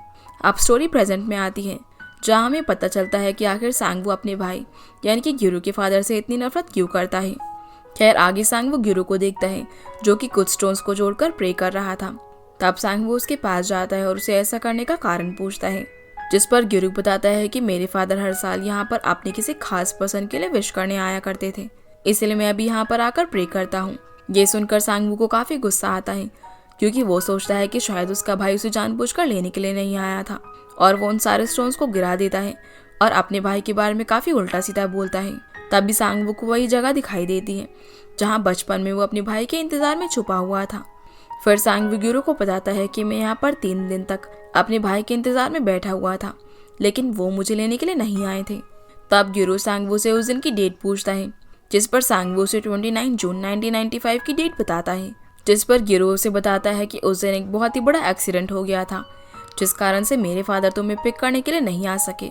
लेकिन सांगवू को उसकी बात पर यकीन नहीं होता, इसीलिए गिरो उसे अच्छे से समझाता है कि मेरे फादर एक मॉल में गए हुए थे और अचानक डिजास्टर के कारण वो मॉल नीचे गिर गया था, जिसके अंदर मेरे फादर दब गए थे और उन्हें 3 दिन बाद वहाँ से बाहर निकाला गया था, जिसके बाद वो काफ़ी दिनों तक हॉस्पिटलाइज रहे और हॉस्पिटल में ही उनकी मुलाकात मेरी मदर से हुई थी। इसी बीच सांगवू को भी याद आ जाता है कि गिरो सच बोल रहा है, क्योंकि बचपन में उसने ये सब एक न्यूज़ में देखा था। खैर अब ये क्लियर हो जाता है कि सांगवू का भाई आखिर उस दिन उसे लेने के लिए क्यों नहीं आया था। अब ये दोनों वापस घर आ जाते हैं, जहाँ गिरो कुछ सामान को रखने के लिए स्टोर रूम में जाता है। सांगवू से पूछने पर वो बताता है कि वहाँ से लौटने के बाद फादर स्टोर रूम में कुछ सामान रखने के लिए जाते थे। इसके बाद सांगवू रात को स्टोर रूम में जाता है और वहाँ मौजूद अलमीरा को ओपन करता है, जिसके अंदर उसे काफ़ी सारे टॉयज और कुछ मिसिंग पोस्टर्स दिखाई देते हैं, जो कि उसके भाई ने उसके लिए प्रिंट करवाए थे। इसके अलावा उसे वहाँ पर काफ़ी सारे नाइकी के शूज़ भी दिखाई देते हैं। दरअसल बचपन में सांगवू को नाइकी के शूज़ काफ़ी ज़्यादा पसंद थे। ये सब देखकर सांगवू काफ़ी इमोशनल हो जाता है। इसी बीच हमें ये भी दिखाया जाता है कि सांगवू का भाई शूज़ लेने के लिए ही मॉल गया था और उस मॉल के गिरने के कारण वो वहीं पर फंस गया था। अब ये सब सोचकर सांगवू काफ़ी रिग्रेट फील कर रहा था, क्योंकि उसकी वजह से उसका भाई इतनी बड़ी मुसीबत से गुजरा था, और जब जेल में उसका भाई उससे मिलने के लिए आया था तब सांगवू ने उससे बात तक भी नहीं की थी। इसके अलावा सांगवू को वहाँ पर गिरो के अडॉप्टेशन पेपर भी मिलते हैं, जिससे हमें पता चलता है कि गिरो अपने फादर का असली बेटा नहीं है, बल्कि उसे अडॉप्ट किया गया था। ये देखकर सांगवू काफ़ी शॉक हो जाता है और इसी के साथ एपिसोड यहीं पर ख़त्म हो जाता है। एपिसोड 9 की शुरुआत में हम मिन नाम के एक पर्सन को देखते हैं, जो कि बता रहा होता है कि जब वो छोटा था तब एक एजेंसी को वो कहीं पर पड़ा हुआ मिला था, जिसके बाद एक अमेरिकन फैमिली ने उसे अडॉप्ट कर लिया। लेकिन बड़ा होने पर अमेरिका ने उसे सिटीजनशिप नहीं दी थी, जिस कारण से उसे वापस अपने कंट्री कोरिया में आना पड़ा और अब मिन अपनी मदर को ढूंढ रहा है। मिन बिल्कुल ही अकेला होता है और इसे यहाँ पर कोई काम भी नहीं मिल रहा था क्योंकि उसे कोरियन लैंग्वेज नहीं आती। आगे मिन अपने अपार्टमेंट में आ जाता है, लेकिन उसकी हालत काफ़ी ख़राब थी क्योंकि उसको हार्ट प्रॉब्लम थी। अगले सीन में हम सांगवो और नमू को देखते हैं जो कि अपनी गाड़ी वॉश कर रहे थे। नमू सांगवो से पूछते हैं कि तुम वापस क्यों आए थे, जिस पर सांगवो कहता है कि मैं इस फैमिली का हिस्सा हूँ और गिरो मेरा नेफ्यू है, इसलिए मैं वापस आया। तभी सांगवो नमू से सवाल करता है कि तुम गिरो को कब से लाइक करती हो। ये सुनकर नमू सरप्राइज हो जाती है और कहती है कि हम दोनों सिर्फ फ्रेंड्स हैं और मैं 6 साल की थी जब गिरो और उसके फादर यहाँ पर रहने के लिए आए थे। खैर आगे रिम इन्हें काम के लिए कॉल करती है और ये दोनों साइट पर पहुँच जाते हैं। दरअसल मिन की कल रात ही डेथ हो गई थी, इसीलिए रिम ने इन्हें यहाँ पर बुलाया था। क्योंकि रिम एक सोशल वर्कर है, इसीलिए मिन उसके पास भी गया था अपनी मदर के बारे में पता लगाने के लिए। रिम इन लोगों को मिन के बारे में सारी बातें भी बताती है, जिसके बाद ये लोग उसके रूम में जाकर अपने काम पर लग जाते हैं। गिरो को यहाँ पर मिन के बचपन की कुछ फोटोज भी मिलती हैं और सांगवू को वहाँ कुछ मैगजीन्स मिलती हैं जिन पर एक न्यूज़ एंकर की फ़ोटो चिपकी हुई थी। इसके अलावा उसे काफ़ी सारे फटे हुए पेजेस भी मिलते हैं। गिरो इस सारे सामान को हर बार की तरह एक येलो बॉक्स में रखकर बंद कर देता है। इसी बीच गिरो को डॉग का एक लॉकेट भी मिलता है जिस पर उसके डॉग का नाम आजी लिखा हुआ था, जिसके बारे में रिम उसे बताती है कि आजी को हॉस्पिटलाइज किया गया है क्योंकि वो इमोशनली मिन की बॉडी के पास लेटा हुआ था। सांगवू रिम से उसके पेरेंट्स के बारे में भी पूछता है, जिस पर रिम बताती है कि हमने उसकी मॉम को ढूंढ लिया था, लेकिन उसकी मदर ने मिन को मिलने के लिए साफ मना कर दिया था। आगे गिरो मिन का सारा सामान उसकी मदर को देने के लिए कहता है, लेकिन रिम उसे कहती है कि मैंने इस बारे में उसकी मदर से बात की थी, लेकिन उसकी मदर ने सामान लेने से भी इनकार कर दिया। पर फिर भी गिरो उसकी मदर का एड्रेस पूछता है, लेकिन रिम उसे एड्रेस भी नहीं बताती क्योंकि मिन की मदर ने उसे उसके बारे में बताने के लिए मना किया था। फिर ये सभी अपने घर पर आ जाते हैं, जहाँ गिरो उन फटे हुए पेजेस को जोड़कर बुक रिकवर कर देता है। तभी वहाँ पर नमो भी आ जाती है, जो कि इस सामान के अंदर मौजूद मिन के बचपन की फोटोज को देखती है, जिसमें एक छोटी लड़की ने मिन को गोद में लिया हुआ था। ये देखकर नमो रोने लगती है क्योंकि वो सोचती है कि शायद ये लड़की मिन की मदर है, जो कि माइनर एज में मदर बन गई होगी और उसने मिन को इसलिए फौरन भेज दिया होगा क्योंकि वो मिन को नहीं पाल सकती। और जब बड़ा होने पर मिन वापस आ गया तो ये लेडी उसकी शक्ल भी देखना पसंद नहीं करती कि कहीं उसकी रेपुटेशन खराब ना हो जाए। तभी गिरो उसे रिकवर मैगजीन को ओपन करता है, जिसमें एक लड़की की फोटो छपी हुई थी और वो इस फोटो को दूसरी फोटो से मैच करता है, जो कि दोनों बिल्कुल सेम लग रही थी, जिससे इन लोगों को पता चल जाता है कि ये लड़की प्रेजेंट टाइम में यून नाम की एक न्यू एंकर है, जो कि मिन की असली मॉम है। और मिन के घर में जो भी मैगजीन मिली थी उन सभी पर इस न्यूज़ एंकर की फोटो लगी हुई थी। अगले दिन ये तीनों यून के ऑफिस जाते हैं, लेकिन यून एक सेलिब्रिटी है, इसलिए गाड़ी ने अंदर नहीं जाने देते। तभी ये लोग देखते हैं कि यून गाड़ी से अपने घर पर जा रही है और ये लोग उसका पीछा करते हुए उसके घर तक पहुंच जाते हैं, जहां सांगवू यून को मिन के बारे में बताता है, लेकिन यून मिन को अपना बेटा एक्सेप्ट करने से मना कर देती है। जिसके बाद सांगवू मिन का कोरियन नाम उसे बताता है और कहता है कि वो तुम्हारा ही बेटा ही, जिसे तुमने पैदा करके भटकने के लिए छोड़ दिया। ये लोग उसे ये भी बताते हैं कि हार्ट प्रॉब्लम के चलते मिन की डेथ हो चुकी है और अपनी मौत से पहले वो आपके पास मिलने के लिए आया था, लेकिन आपने उसे मिलने से इनकार कर दिया। जिस पर यून कहती है कि मैं उसकी माँ नहीं हूँ, बल्कि जब उसे अडॉप्ट किया गया था तब तो मैं सिर्फ 16 साल की थी।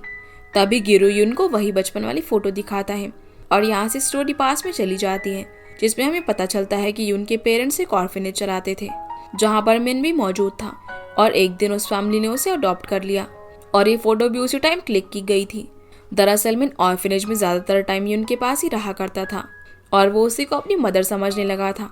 फिर जब बड़ा होने पर मिन को एक शॉप में यून की फ़ोटो नजर आई और ये फ़ोटो एक मैगजीन पर भी छपी हुई थी, इसीलिए मिन ने उस बचपन वाली फ़ोटो को इस फ़ोटो से मैच किया और उसे लगने लगा कि यून ही उसकी मदर है। जिसके बाद उसने यून की मैगजीन को परचेज भी किया और वो उससे मिलने के लिए भी गया, लेकिन उसके अंदर इतनी हिम्मत नहीं थी कि वो यून से बात कर सके, इसीलिए घर आकर उसने गुस्से में मैगजीन के सारे पेजेस को फाड़ दिया। अब यून काफ़ी इमोशनल हो जाती है और वो खुद को ब्लेम करती है, जिस पर सांगवू यून को सॉरी कहता है क्योंकि उन्होंने भी यून को मिन की मदर समझ लिया था। फिर ये लोग मिन का सारा सामान यून को दे देते हैं और वो इस सारे सामान को खुशी खुशी एक्सेप्ट कर लेती है। जिसके बाद ये लोग एनिमल हॉस्पिटल जाते हैं, जहाँ आजी को रिम ने अडॉप्ट कर लिया था। फिर जब ये लोग घर आ रहे होते हैं तभी इन्हें रास्ते में एक न्यूज़ दिखाई देती है, जिसमें यून किड अडॉप्शन के बारे में बात कर रही थी। यून बताती है कि कैसे कोरियन बच्चों को अडॉप्ट कर लिया जाता है और बड़े हो जाने पर फॉरेन कंट्रीज उन्हें सिटीजनशिप नहीं देती, और जब ऐसे लोग वापस से अपनी कंट्री आते हैं तब उनकी अपनी कंट्री भी उन्हें सिटीजनशिप देने से मना कर देती है, जिस कारण अडॉप्टेड लोगों की लाइफ झमेल में फंसी रह जाती है और एग्जाम्पल के लिए वो मेन को पब्लिक कर रही होती है। ये देखकर सांगवू और गुरु को काफी अच्छा लगता है। ये सब देखकर ये दोनों घर की तरफ निकल ही रहे होते हैं, जहाँ रास्ते में गुरु सांगवू को बताता है कि मैं भी मेन की तरह ही हूँ, क्योंकि मुझे भी अपने असली पेरेंट्स के बारे में नहीं पता।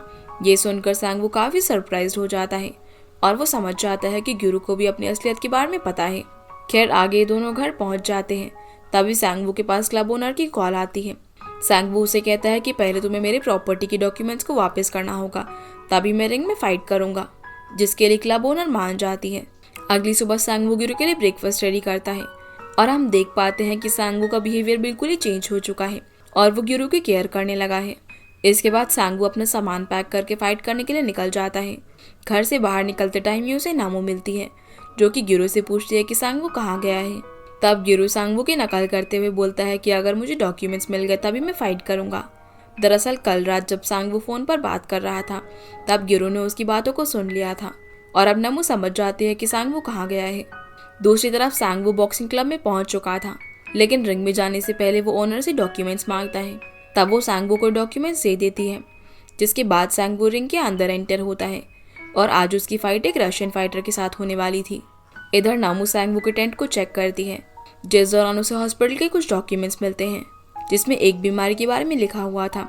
दरअसल ये सभी डॉक्यूमेंट्स चियोल के थे, लेकिन नमू सोचती है कि शायद सांगवू को ये बीमारी हो गई है और अगर आज रात उसने फाइट की तो वो मर भी सकता है। ये सुनकर गुरु काफी पैनिक हो जाता है और कहता है कि मैं अपने अंकल को मरने नहीं दूंगा और हमें उसे बचाना होगा। इसी के साथ एपिसोड 9 यहीं पर खत्म हो जाता है। एपिसोड 10 शुरू होता है, जहाँ पर सांगवू की फाइट भी शुरू हो चुकी थी। दूसरी तरफ नमू और गुरु गाड़ी में बैठकर सांगवू को बचाने के लिए निकल जाते हैं। नमू गाड़ी चला रही थी और वो गुरु को कहती है कि हम लोग सांगवू की हेल्प कैसे करेंगे, क्योंकि क्लब में हर तरफ बुरे लोगों की भीड़ लगी हुई होगी। तभी गुरु किसी के पास कॉल करता है, जो कि हमें आगे पता चलेगा। अब ये लोग क्लब पहुंच जाते हैं, जहां सांगवू और उस दूसरे फाइटर के बीच डेंजरस फाइट हो रही थी। सांगवू उस फाइटर को ओवरटेक कर ही रहा था। इसी बीच वो गुरु और नमू को देखता है। तभी वो फाइटर सांगवू को चीटिंग करके ब्लेड मारने लगता है। इधर गुरु को पता चल जाता है कि रिंग की लाइट्स कहाँ से ऑफ होगी और वो जल्दी से सारी लाइट्स को ऑफ करके सांगवू के पास जाता है। और इससे पहले कि ये लोग सांगवू को लेकर वहां से निकलते, लाइट्स दोबारा से ऑन हो जाती हैं और सभी इन्हें देख लेते हैं। पर उसी समय वहां पर पुलिस आ जाती है और हर तरफ भगदड़ मच जाती है। दरअसल गुरु ने यहाँ पर आने से पहले उसी प्रोसिक्यूटर को कॉल किया था, जिसकी वो पहले भी हेल्प कर चुका था, और एक बार फिर गुरु ने इस क्लब का पर्दाफाश करने में पुलिस की हेल्प की थी। इधर क्लब की ओनर ये सब देख रही थी और वो चुपके से बचकर निकल जाती है। खैर किसी तरह नमी और गुरु सांगवू को लेकर वहां से निकल जाते हैं और अब रात को गुरु सो रहा था, लेकिन उसे बार बार क्लब का वही इंसिडेंट याद आ रहा था। इसलिए परेशान होकर गुरु सांगवू को देखने के लिए हॉस्पिटल में आ जाता है। वो उसके पास जाकर उसकी हार्ट बीट सुनने लगता है। तभी सांगवू की आंख खुल जाती है और वो उसे अचानक से देखकर डर जाता है। गुरु उसे कहता है कि मैं यहाँ पर ये देखने के लिए आया था कि आप जिंदा हो या फिर मर गए। सांगवू उसे घर जाकर सोने के लिए कहता है, लेकिन गुरु घर नहीं जाता और वहीं पड़े एक सोफे पर सो जाता है। अगली सुबह सांगवू घर आ चुका था और गुरु उसके लिए ब्रेकफास्ट रेडी करता है। इसी बीच टीवी पर क्लब रेड की न्यूज़ भी आ रही थी। खैर आगे ये दोनों ब्रेकफास्ट करते हैं, लेकिन तभी इनके पास लॉयर आता है। वो गुरु को बताता है कि तुम अपने फादर के एशेस पिक्चर को कब तक घर में रखोगे, तुम्हें एशेस को मेमोरियल पार्क में बरी करना होगा। लेकिन गुरु उसके लिए तैयार नहीं था और वो एशेस के पिक्चर को लेकर खुद को रूम में बंद कर लेता है।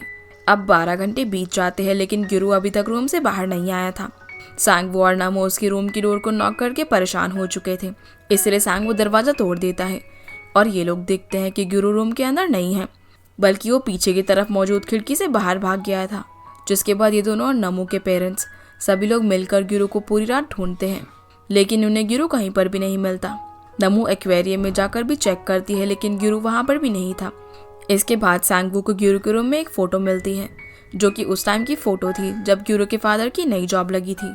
दूसरी तरफ हम गुरु को देखते हैं, जो कि ट्रेन में बैठकर कहीं पर जा रहा था। इसी बीच हमें गुरु के फ्लैशबैक सीन को भी दिखाया जाता है, जिसमें गुरु के पेरेंट्स गुरु को एक डॉक्टर के पास लेकर गए थे, क्योंकि गुरु बोल नहीं रहा था। जहां डॉक्टर उन्हें बताता है कि गुरु बिल्कुल ठीक है, बस वो खुद ही बोलना नहीं चाहता, इसलिए आपको उसके बोलने का इंतजार करना होगा। अब एक दिन गुरु के पेरेंट्स उसे एक्वेरियम में ले जाते हैं, जहाँ फिशेस को देखकर गुरु बोलने लगता है और ये देखकर उसके पेरेंट्स काफी खुश हो जाते हैं। अब स्टोरी प्रेजेंट में आती है जहां सांगवो उस फोटो को लेकर उसी लोकेशन पर जाता है जहां गिरो के फादर को सबसे पहली जॉब मिली थी। दरअसल गिरो के फादर पहले फायर ब्रिगेड डिपार्टमेंट में काम किया करते थे। तभी एक आदमी उसके पास आता है जिससे सांगवो गिरो के फादर के बारे में पूछता है और वो उसे ये भी बताता है कि उसका बेटा गिरो अब 20 साल का हो चुका है। वो आदमी सांगवो को जोंगवो के बारे में बताता है कि जोंगवो को गिरो कहीं पर मिला था।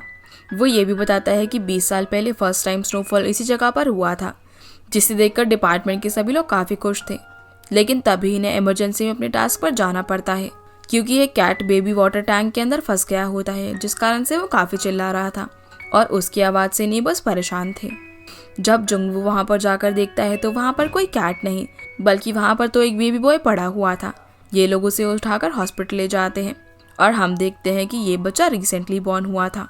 जोंगवो उस बच्चे के बारे में अपनी वाइफ को भी बताता है और वो ये भी कहता है कि उस बच्चे को ओवरसीज अडॉप्टेशन के लिए भेज दिया जाएगा। और क्योंकि उसकी वाइफ उस बच्चे को देखना चाहती थी, इसीलिए अगले दिन जोंगवो उसे उस बच्चे से मिलवाता है जो कि अब धीरे धीरे बड़ा हो रहा था। ये दोनों उस बच्चे की ओर अट्रैक्ट हो रहे थे और एक दिन जब एजेंसी उस बच्चे को अडॉप्ट करने के लिए ले जाने वाली थी, तब ये दोनों उस बच्चे को अडॉप्ट कर लेते हैं और उसका नाम हान गिरू रख देते हैं। अब गिरू बड़ा हो जाता है और एक दिन उसकी मदर की डेथ हो जाती है क्योंकि उसे एक बीमारी थी। गिरू अपनी मदर की डेथ को लेकर काफी शौक में था, इसीलिए उसके फादर उसे अक्सर एक्वेरियम में घुमाने के लिए लेकर जाया करते थे। अब कहानी प्रेजेंट में आती है जहाँ पर गिरू एक एक्वेरियम में बैठा हुआ था। तभी वहाँ पर सांगवो भी आ जाता है क्योंकि उसे पता चल चुका था कि गिरू जरूर एक्वेरियम में ही होगा क्योंकि गिरू को एक्वेरियम काफी पसंद है। गिरू अपने फादर को काफी मिस कर रहा था, पर फिर वो मान लेता है कि उसके फादर उसे छोड़कर हमेशा के लिए जा चुके हैं और अब गिरू वापस से अपने घर आकर अपने फादर की रूम की साफ सफाई करता है जैसे वो दूसरे लोगों की रूम्स की करता है। सफाई करते करते उसे अपने फादर का फोन मिलता है जिसमें एक वीडियो रिकॉर्डिंग थी और उस रिकॉर्डिंग में गिरू के फादर उसे मोटिवेट कर रहे थे। खैर आगे सभी रिलेटिव्स गिरू के फादर को लास्ट गुड बॉय बोलने के लिए जाते हैं और हम देखते हैं कि गिरू काफी नर्वस था, लेकिन तभी वो इमेजिन करता है कि उसके फादर अभी भी उसके साथ ही हैं, जो उसे बता रहे होते हैं कि कैसे उसे अपनी लाइफ आसान बनानी है और डर को पीछे छोड़कर उसे आगे बढ़ना है। पर तभी वो अपनी इमेजिनेशन से बाहर निकलता है और देखता है कि उसके फादर उसके साथ नहीं है और वो दौड़ते हुए अपने फादर के ग्रेव ट्री को हक कर लेता है। फिर हम देखते हैं कि 3 महीने बीत चुके थे, इसलिए सांगवो लॉयर के पास आया हुआ था जहाँ लॉयर उसे कहता है कि तुम्हें अब गिरू का गार्डियन नहीं बनाया जाएगा क्योंकि तुम्हारी वजह से गुंडे उस दिन उसे उठाकर ले गए थे। जिस पर सांगवो कहता है कि मुझे भी उसका गार्डियन बनने में कोई दिलचस्पी नहीं है, लेकिन असल में सांगवो को काफी दुख था कि उसे डिस्क्वालीफाई किया जा रहा है क्योंकि अब वो गिरू से अलग नहीं होना चाहता था। सांगवो उठकर यहाँ से जाने लगता है, लेकिन लॉयर उसे कहता है कि ये मेरा फैसला था, पर गिरू ऐसा नहीं चाहता और वो आगे भी तुम्हें ही अपना गार्डियन बनाना चाहता है। ये सुनकर सांगवो काफी इमोशनल हो जाता है क्योंकि अब उसे गिरू को छोड़कर नहीं जाना पड़ेगा। इधर नमू भी अपनी मदर के साथ बहस कर रही थी कि उसे मूव टू हेवन में गिरू के साथ मिलकर काम करना है, लेकिन उसकी मदर अभी इस बात से एग्री नहीं थी और वो नमू को यहाँ से भगा देती है। आगे हम गिरू को देखते हैं जो कि अपनी गाड़ी का सामान सेट कर रहा था। तभी उसके पास एक स्कूल गर्ल आती है जो कि गिरू को हेलो बोलकर उसके काम के बारे में पूछती है। दरअसल ये लड़की गिरू के पास किसी मरने वाले की रिक्वेस्ट लेकर आई थी, जिस पर गिरू उसे कहता है कि आप मुझे मरने वाले का नाम और एड्रेस बता दो। तभी ये लड़की गिरू को अपना नाम और एड्रेस बताती है क्योंकि ये चाहती है कि उसके मरने के बाद गिरू ही उसके रूम को क्लीन करे। ये लड़की ये भी कहती है कि मैं जल्दी ही मरने वाली हूँ। इसी बीच हम साफ देख पाते हैं कि गिरू इस लड़की की ओर अट्रैक्ट हो रहा है और पहली बार गिरू किसी लड़की की ओर आंख उठाकर देखता है। इसी के साथ ये सीरीज यहीं पर खत्म हो जाती है। तो गाइस ये थी आज की वीडियो एंड आई होप आप लोगों को ये वीडियो पसंद आई होगी, तो वीडियो को लाइक कर चैनल को सब्सक्राइब जरूर कीजिएगा और आपसे फिर मिलते हैं अगले इंटरेस्टिंग ड्रामा में। तब तक के लिए गुड बाय।